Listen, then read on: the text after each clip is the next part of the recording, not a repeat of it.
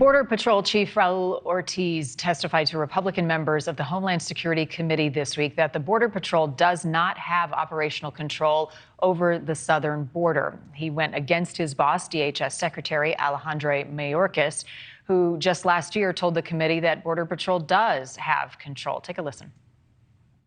Law enforcement is pretty simple, sir. You have to have capacity and you have to have consequences. And anytime you don't have consequences, you're certainly going to see some increases. And what do those consequences look like is the big question now. Sheriff Mark Dannels is with us this morning. He is in Cochise County, Arizona. Sheriff, thank you.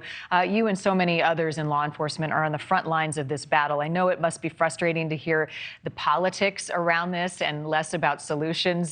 So I sympathize with you. I ask you the same question, though. Do the cartels have more control over the border as you see it than Border Patrol right now? Well, good morning, Marty. And the answer is yes, they do. And the reason they have that is they have the will, they have the structure, and they're exploiting it. President Biden, Secretary Mayorkas have opened up this border by the fact they failed their own policies, but they're projecting a false narrative to the American people that the border is effectively secured. I commend Chief Ortiz yesterday for getting in front of Congress and stating the truth.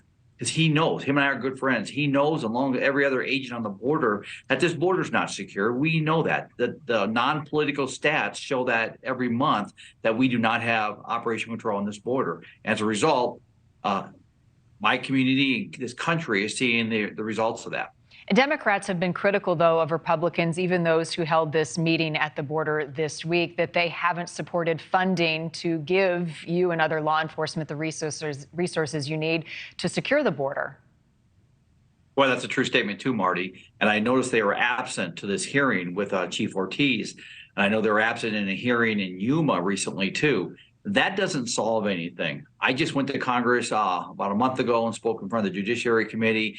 This is a bipartisan public safety, national security, and humanitarian issue that needs to be addressed. Put the politics aside. Let's get back and secure this country. Because the more that the politics are played into it, and Democrats or Republicans ignore the fact that we have an open border, we're going to have crises in this country like we do right now. Right. And the cartels are pretty smart, right? They're staying one step ahead. They know if they flood the border, like we've seen in some of these videos, that it can distract, it can deplete some of the resources that we've seen.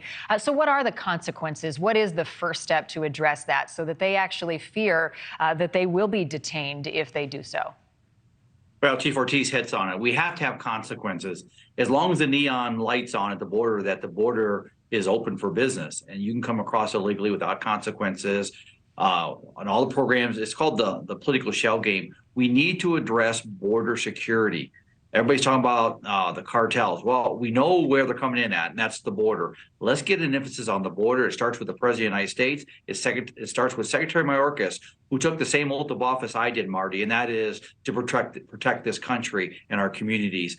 He needs to go back and relook at that. And again, I applaud Chief Ortiz for coming out and saying that. I know his men and women respect him for doing that. I know we as sheriffs respect him, but we got to get back to the basics, absent politics. So securing the border, you can say it, but what is the logistics of it? Like, what does that look like? What resources do Department of Homeland Security and law enforcement teams need to do that? Well, we need to change the policies, number one. That the border's not open, there will be consequences. Number two, let's get our Border Patrol agents back into the enforcement capacity of what they were hired to do and get them out of the processing of babysitting and administrative duties. We got to get them back on the borders. That's the other thing, because right now they're open in so many parts of the border. And we need to work collectively, state, local, and federal, working together, securing that border, sharing the mission and the message. And if we can do that and put judicial oversight back on the border, where these people claim incredible fear coming across, 9 out of 10 don't even qualify it under our rule of law, which is what we need to enforce, that we could expel them immediately instead of letting them go and everybody gets to go. There would be consequences right there. If we can do that, just those few thoughts I just put together right there for you, I guarantee you we'll see a reduction. Not a political bingo that they're playing out there. We need to secure with the rule of laws, and currently the laws in place will help us do that. Thank you for watching. Go to newsnationnow.com to find News Nation on your television provider. And don't forget to click the red subscribe button below to get more of News Nation's fact-driven, unbiased coverage.